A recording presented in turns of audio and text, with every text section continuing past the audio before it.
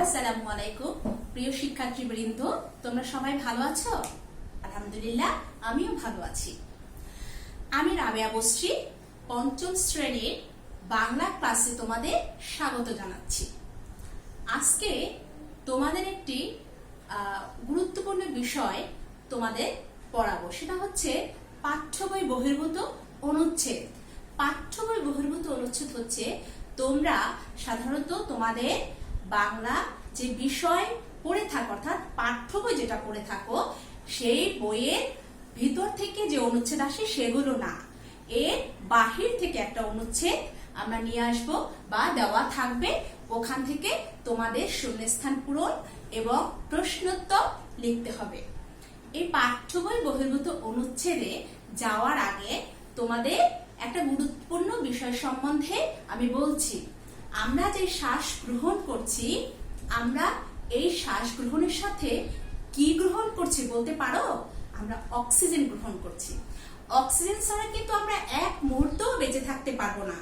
আচ্ছা, আমরা এই অক্সিজেন কোথা থেকে পাই তোমরা কি জানো? আমরা এই অক্সিজেন গাছপালা থেকে পাই।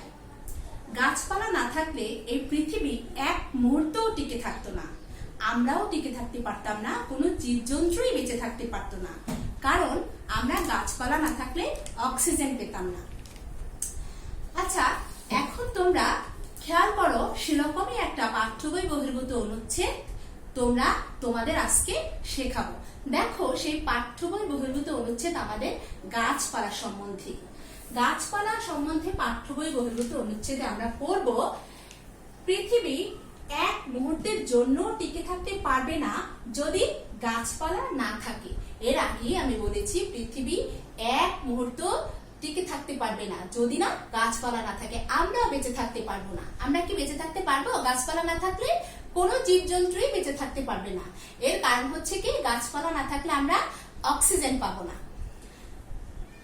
এছাড়াও দেখো, আরো আমরা গাছপালা থেকে আমাদের প্রতিদিনের খাবার পাই। তারপর হচ্ছে খাদ্যদায়ী গাছপালা ছাড়াও আরো আছে কিছু গাছপালা যেগুলো ভেষজ উদ্ভিদ নামে পরিচিত। এখন ভেষজ উদ্ভিদ কি? আমরা সাধারণত অনেকেই হয়তোবা আমাদের প্রশ্ন থাকতে পারে, ভেষজ উদ্ভিদ কি? ভেষজ উদ্ভিদ হচ্ছে এমন এক ধরনের, যেরকম ধরো নিম পাতা, অ্যালোভেরা। অ্যালোভেরা সাধারণত আমরা চিনে থাকবো। অ্যালোভেরা হচ্ছে কি, আমরা যেটা ত্বকে ইউজ করি ত্বক সুন্দর রাখার জন্য। তারপর হচ্ছে আবার অনেক আমরা অ্যালোভেরা খাই, অ্যালোভেরা জেল যেটা তোমরা চেনো। তারপর আর একটা হচ্ছে নিম পাতা। নিম পাতা হচ্ছে একটা খুবই গুরুত্বপূর্ণ ভেষজ উদ্ভিদ। নিম পাতা হচ্ছে কি, যখন আমাদের গায়ে বা শরীরে স্কিনে কোনো ধরনের কোনো অসুখ দেখা দেয়, তখন নিম পাতা কি করে আমরা বেটে শরীরে যখন লাগানো হয়, স্কিনে লাগানো হয়, তখন চর্মরোগ দূর হয়ে যায়। এইগুলো হচ্ছে কি আমাদের ভেষজ উদ্ভিদ।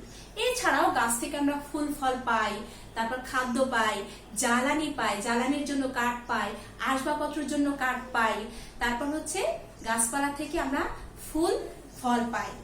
যদি ফুল ফল না থাকতো, যদি পৃথিবীতে ফুল না থাকতো, তাহলে এই সবুজ প্রকৃতি কির মাধ্যমে আমরা পাই? গাছপালার মাধ্যমে।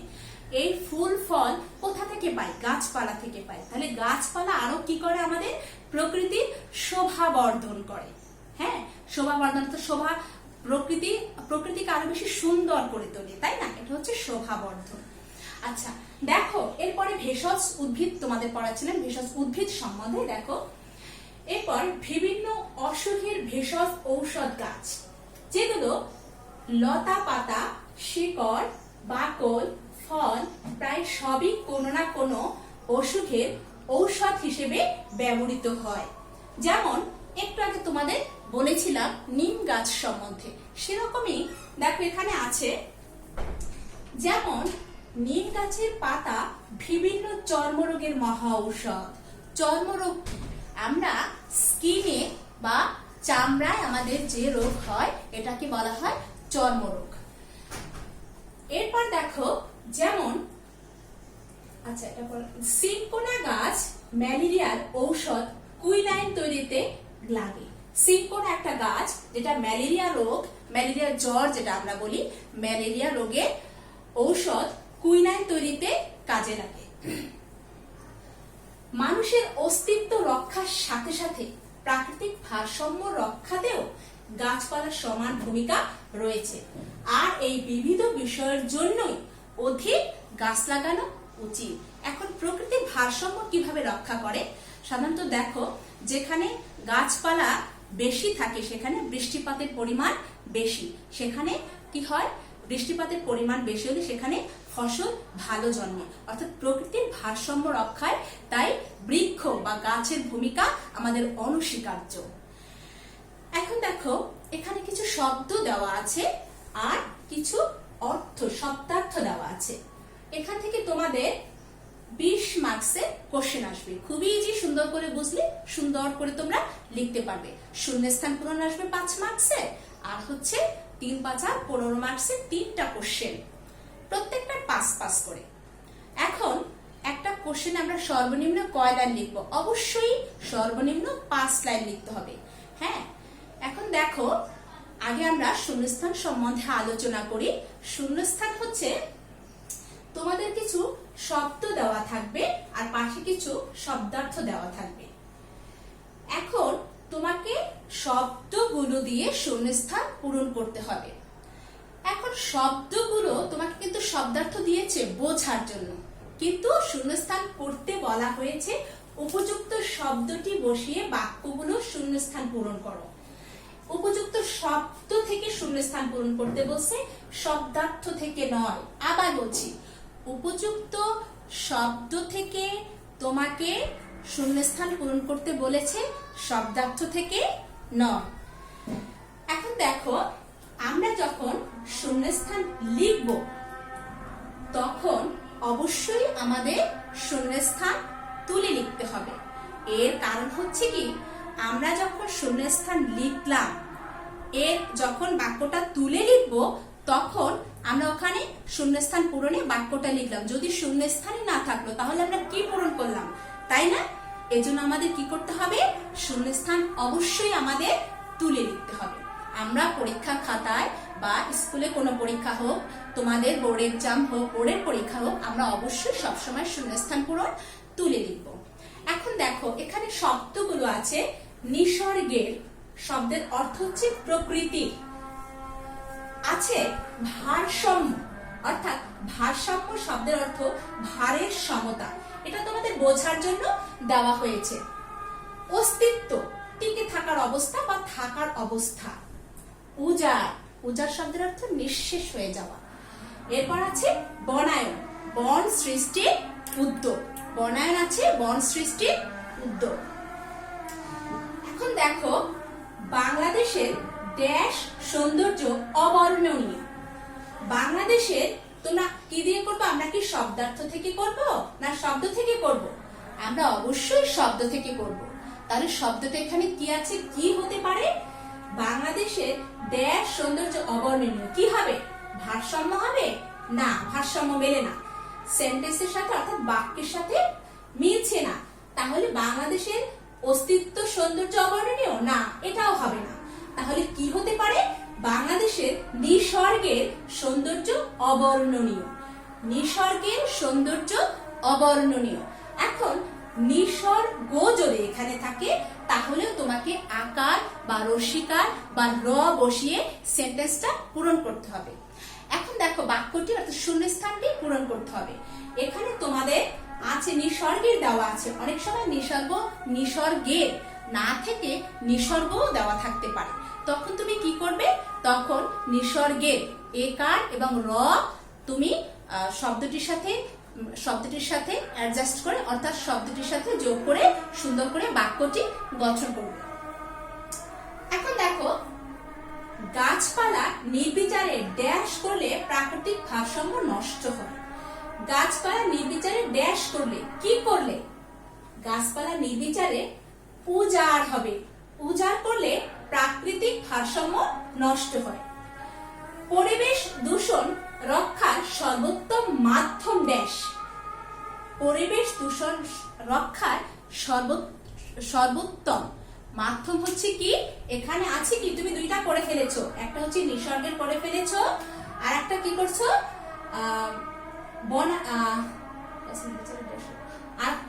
আর কি কি করেছো? বাংলাদেশের ড্যাশ সৌন্দর্য অবর্ণনীয়, নিসর্গের সৌন্দর্য অবর্ণনীয়, গাছপালা নির্বিচারে ড্যাশ করলে উজাড়, উজাড় করলে প্রাকৃতিক ভারসাম্য নষ্ট হয়। তাহলে আমাদের দুইটা হয়ে গেল, আর কটা আছে? তিনটা। পরিবেশ দূষণ রক্ষার সর্বোত্তম মাধ্যম ড্যাশ। এখানে কি হবে? পরিবেশ দূষণ রক্ষার সর্বোত্তম মাধ্যম হচ্ছে কি? বনায়ন। বনায়নের মাধ্যমে আমরা পরিবেশ দূষণ রোধ করতে পারি। এরপরে আছে কি? আমাদের তিনটা কিন্তু হয়ে গেছে, তিনটা হয়ে গেছে, আর আছে দুটো। মানব ড্যাশ বর্তমানে বিপদ সংকুল অবস্থায় আছে। কি হবে? মানব অস্তিত্ব। হ্যাঁ, মানব অস্তিত্ব বর্তমানে বিপদ সংকুল অবস্থায় আছে। পরিবেশের ড্যাশ রক্ষায় আমাদের সচেতন হতে হবে। পরিবেশের কি রক্ষায় আমাদের সচেতন হতে হবে? তোমরা কি জানো এটা? ভারসাম্য রক্ষায়। পরিবেশের ভারসাম্য রক্ষায় আমাদের সচেতন হতে হবে। আমরা পরীক্ষার খাতায় অবশ্যই তুলে লিখব। কিভাবে লিখব? দেখো,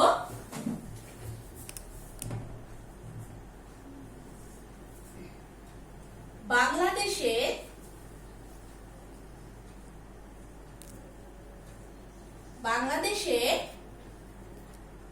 ড্যাশ সৌন্দর্য অবর্ণনীয়। অবর্ণনীয় শব্দ হচ্ছে যা বর্ণনা করা যায় না। সরে ব নয়রে ন নয় দীর্ঘী অন্ত্যেষ্টিয়, অবর্ণনীয়। এখানে আর একটা বিষয় তোমাদের অবশ্যই খেয়াল রাখতে হবে, সেটা হচ্ছে আমাদের একটা বানানো যেন ভুল না হয়। এর কারণ হচ্ছে তোমাকে প্রত্যেকটা শব্দের বানান এখানে দেওয়া আছে। এখন আমরা যদি এটা বানানে ভুল করে ফেলি, তাহলে কি আমাদের এটা হবে? শূন্যস্থান পূরণ কাটা যাবে না। এখানে এক একটা শূন্যস্থানে এক এক মার্কস। এটা কি কাটা গেলে হবে? আমরা দেখে দেখে কি কখনো ভুল করব? কখনোই না। এদিকে আমাদের অবশ্যই খেয়াল রাখতে হবে। এখন দেখো, বাংলাদেশের ড্যাশ সৌন্দর্য অবর্ণনীয়। বাংলাদেশের কি বলেছিলাম? নিসর্গের। এভাবে লিখবে, নিসর্গের সৌন্দর্য অবর্ণনীয়। অবশ্যই তুলে খাতায় এভাবে সুন্দর করে লিখবে, মনে থাকবে? আচ্ছা, এরপরে দেখো প্রশ্নোত্তর। আমরা কিভাবে প্রশ্নগুলোর উত্তর লিখব? প্রত্যেকটা প্রশ্নে আমাদের 5 মার্কস। এখন প্রথম প্রশ্নটা আমরা পড়ি, খেয়াল করো। বৃক্ষবিহীন অর্থাৎ বৃক্ষ ছাড়া, গাছপালা ছাড়া পৃথিবীর কি হাল হতো? বৃক্ষবিহীন পৃথিবীর কি হাল হতো? তোমরা কি বলতে পারবে? বৃক্ষবিহীন পৃথিবী মরুভূমিতে পরিণত হতো, তাই না? বৃক্ষ ছাড়া, গাছপালা ছাড়া পৃথিবী কি হতো? মরুভূমিতে পরিণত হতো না? তাহলে এই লাইনটা তুমি, প্রথম লাইনটা কি লিখছো? 1 মার্কসের আনসার কিন্তু এখানে শেষ। 1 মার্কসে তুমি উত্তর লিখে ফেলেছো। এখানে একটা দাড়ি দেবে, দাড়ি দিয়ে এই কোশ্চেনের আনসার এখানে কিন্তু শেষ হয়নি। এখানে তোমাকে আরো 4টি বাক্য লিখতে হবে। দেখো এখানে পরে কি বলেছে? গাছপালা মানুষের বেঁচে থাকায় কিভাবে সাহায্য করে। এখন গাছপালা মানুষের বেঁচে থাকায় কিভাবে সাহায্য করে? গাছপালা না থাকলে কি আমরা কখনো বেঁচে থাকতাম? কখনোই না। কিভাবে লিখবে প্রশ্নের উত্তরটা? দেখো, গাছপালা হচ্ছে কি আমাদের কি দেয়? গাছপালা আমাদের অক্সিজেন দিয়ে বাঁচিয়ে রাখে। গাছপালা আমাদের খাদ্য দেয়। গাছপালা আমাদের আসবাবপত্র তৈরির জন্য কাঠ দেয়। গাছপালা আমাদের জ্বালানি দেয়। এরপর গাছপালা আমাদের কি করে? ফুল ফল দিয়ে থাকে। গাছপালার ফুল ফল পেয়ে এই পৃথিবী এত সুন্দর হয়, তাই না? তাহলে অর্থাৎ শোভা কি করে? বর্ধিত করে। ফুল ফল, তারপরে যে সবুজ যে প্রকৃতি, এটা আমরা কি থেকে পেয়ে থাকি? অবশ্যই গাছপালা দিয়ে পেয়ে থাকি। এই জন্য হচ্ছে কি, দেখো এখন এখানে 4 মার্কসের আনসার। অবশ্যই তোমাকে 4টা পয়েন্ট আকার লিখতে পারো এটা তুমি, বা চাইলে তুমি প্যারা করেও লিখতে পারবে। যেরকম দেখো, আবার আমি বোঝাচ্ছি, গাছপালা মানুষের বেঁচে থাকায় কিভাবে সাহায্য করে। তুমি প্রশ্নটা কিভাবে লিখবে? তুমি কিন্তু 1 মার্কসের আনসার এখানে দিয়ে ফেলেছো। বৃক্ষবিহীন পৃথিবীর কি হাল হতো? বৃক্ষবিহীন পৃথিবী মরুভূমিতে পরিণত হতো, দাঁড়িয়ে দিয়েছো। পরে দেখো, গাছপালা মানুষের বেঁচে থাকায় কিভাবে সাহায্য করে। কিভাবে লিখবে? গাছপালা মানুষের বেঁচে থাকায় যেভাবে সাহায্য করে তা নিচে লেখা হলো। এবার কলম দেবে, কলম দেওয়ার পরে তুমি চাইলে প্যারা আকারেও লিখতে পারো, চাইলে পয়েন্ট আকারেও লিখতে পারো। যখন এখন লেখা শুরু করলে, যেরকম গাছপালা আমাদের জীবন ধারণের জন্য অক্সিজেন দেয়, গাছপালা আমাদের খাদ্য দেয়, তারপর হচ্ছে গাছপালা আমাদের আসবাবপত্র তৈরির জন্য কাঠ দেয়, তারপর জ্বালানি দেয়, গাছপালা থেকে আমরা যেখানে প্রকৃতির যে ভারসাম্য রক্ষা করে গাছপালা। এই তো 4-5টা পয়েন্ট হয়ে গেল। এরকম সুন্দর করে লিখবে। এরপরে পরের কোশ্চেনটা খেয়াল করো, সর্বত্র গাছ লাগানো প্রয়োজন কেন? সর্বত্র শব্দের অর্থ হচ্ছে কি সব জায়গায়। কেন গাছ লাগানো প্রয়োজন? এখন গাছপালা আমাদের এত উপকার করে, তাহলে কি গাছপালা আমাদের পরম বন্ধু না? তুমি এই লাইনটা কি লিখতে পারো? অবশ্যই পারো। গাছপালা আমাদের পরম বন্ধু, গাছপালা আমাদের অক্সিজেন দিয়ে বাঁচিয়ে রাখে, গাছপালা আমাদের প্রকৃতির ভারসাম্য রক্ষা করে, গাছপালা না থাকলে আমাদের জীবন বিপন্ন হতো, গাছপালা আমাদের খাদ্য, তারপর ভেষজ উদ্ভিদ, তারপর ফুল ফল এগুলো দিয়ে থাকে। আর কি দেয় গাছপালা? গাছপালা থাকলে প্রকৃতির ভারসাম্য রক্ষা হয়, প্রচুর বৃষ্টিপাত হয়। এই জন্য আমাদের প্রকৃতির ভারসাম্য রক্ষার জন্য, অর্থাৎ মানুষের বেঁচে থাকার জন্য অনুকূল পরিবেশ সৃষ্টির জন্য প্রচুর পরিমাণে সর্বত্র গাছ লাগানো অবশ্যই প্রয়োজন, তাই না? এজন্যই, অর্থাৎ এইসব কারণেই আমাদের সর্বত্র অর্থাৎ সব জায়গায় গাছ লাগানো উচিত, তাই না? বুঝতে পেরেছো? আচ্ছা, এরপরে হচ্ছে দেখো, তুমি ব্যক্তিগত উদ্যোগে পরিবেশ দূষণ প্রতিরোধে কি কি করতে পারো? 5টি বাক্যে দেখো। তুমি ব্যক্তিগত উদ্যোগে, এখন কোশ্চেনটা তুমি কিভাবে লিখবে? প্রশ্নটা হচ্ছে আমি ব্যক্তিগতভাবে বা ব্যক্তিগত উদ্যোগে পরিবেশের দূষণ প্রতিরোধে যা যা করতে পারি তা 5টি বাক্যে নিচে লেখা হলো। আচ্ছা, এখন দেখো এখানে তুমি দেওয়া আছে, তুমি লিখবে নাকি আমি লিখবে? তুমি লিখবে কি আমি ব্যক্তিগত উদ্যোগে, অর্থাৎ আমি নিজে কিভাবে পরিবেশ দূষণ প্রতিরোধ করতে পারি তা নিচে দেওয়া হলো। এখন তুমি ব্যক্তিগত উদ্যোগে কিভাবে করতে পারো বলো? মনে করো যেখানে সেখানে ময়লা আবর্জনা ফেললে কি পরিবেশ দূষিত হয় না? আমরা কি এটা কখনো করব? কখনোই না। আমরা কি করব? নির্দিষ্ট জায়গায় ময়লা আবর্জনা ফেলবো। পরিবেশ দূষণ প্রতিরোধের জন্য কি করতে পারি? আমরা জনগণকে সচেতন করতে পারি। আমাদের আশেপাশে যারা আছে, আমাদের আশেপাশে যারা প্রতিবেশী, এদেরকে সচেতন করতে পারি। আমরা কি করি? প্রতিদিন স্কুলে যাই, আমাদের সহপাঠী যারা আছে ওদের পরিবেশ দূষণ রোধে আমাদের কি কি করণীয় এগুলো সম্বন্ধে সচেতন করে তুলতে পারি। তারপর আর কি পারি বলতো? আর হচ্ছে আমরা বড়দের সাহায্য নিয়ে পরিবেশ দূষণ রোধ করার জন্য বিভিন্ন ধরনের মিটিং, মিছিল, পোস্টার পেপার বিভিন্ন জায়গায় লাগাতে পারি। পারি না? এটা পারো তো? তোমরাও তো পারো। তোমরা এখন 5ম শ্রেণীর স্টুডেন্ট বা ছাত্রছাত্রী, তোমরা বড় হয়েছে, তোমরা এটা পারো না?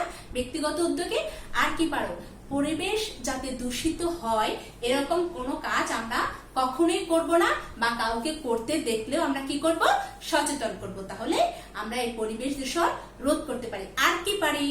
আর পারি হচ্ছে বেশি বেশি গাছ লাগাতে। আমরা যারা শহরে থাকি তারা কোথায় গাছ লাগাবো? বাগানে লাগাতে পারি, বাড়ির ছাদে লাগাতে পারি, বা যখন আমরা গ্রামে যাই যখন আমরা গ্রামে বেড়াতে যাই তখন প্রতি বছর যদি 5টা করেও গাছ লাগাই তাহলে কি হয়? আমাদের আমরা এখানে কতজন স্টুডেন্ট আছি? অনেকজন। যদি প্রত্যেক বছর আমরা 5টা করে গাছ লাগাই তাহলে এই পৃথিবীতে কি হবে? প্রাকৃতিক ভারসাম্য বজায় থাকবে, এরপর প্রকৃতির শোভা বর্ধন হবে। এজন্য হচ্ছে কি গাছপালার ভূমিকা অনস্বীকার্য, অর্থাৎ প্রাকৃতিক যে ভারসাম্য রক্ষায় গাছপালার ভূমিকা অনেক বেশি। আচ্ছা, তোমাদের আজকে এই অনুচ্ছেদটা সুন্দর করে তোমরা বাসায় পড়বে, পড়ার পরে শূন্যস্থান পূরণ করবে। শূন্যস্থান পূরণ আমি যদিও তোমাদের বলে দিয়েছি। এরপর হচ্ছে প্রশ্ন উত্তরগুলো তোমরা সুন্দর করে লিখবে। আগামী ক্লাসে তোমাদের HW থাকবে প্রশ্নোত্তর। আগামী ক্লাসে তোমাদের এসডব্লিউ কি থাকবে, এই প্রশ্ন উত্তরগুলো সুন্দর করে লিখে আনবে, আমি দেখব। আচ্ছা, এরপর দেখো এই প্রশ্ন উত্তরগুলো তোমাদের হোমওয়ার্ক আমি লিখে দিচ্ছি, সবাই ডায়েরি বের করবে, ডায়েরিতে লিখবে এসডব্লিউ পাঠ্য বই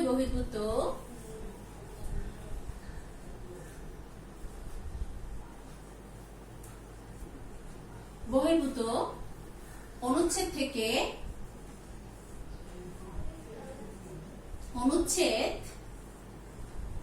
থেকে প্রশ্নোত্তর রাইট করবে। কয়টা? তিনটাই রাইট করবে। ক থেকে আমরা দেখাচ্ছি, ক থেকে গ পর্যন্ত রাইট থাকবে, এটা তোমাদের লেখা থাকবে। এখন দেখো, বর্তমানে আমরা একটি অনেক বড় দুর্যোগ পার করছি। বর্তমান বিশ্বে মহামারী আকারে আমাদের করোনা ভাইরাস দেখা দিয়েছে। এটা একটা বিপর্যয়। আমরা সবাই কি থাকবো? ঘরে থাকবো, সবাই বাইরে বের হব না। আমরা এটাকে এভাবে প্রতিরোধ করতে পারি, সবাই 20 মিনিট ভালো করে অন্তত 2 ঘন্টা পর পর হাত ধোবো, আর stay home and stay safe, অর্থাৎ আমরা এভাবেই ভালো থাকতে পারবো। সবাই ভালো থাকবে।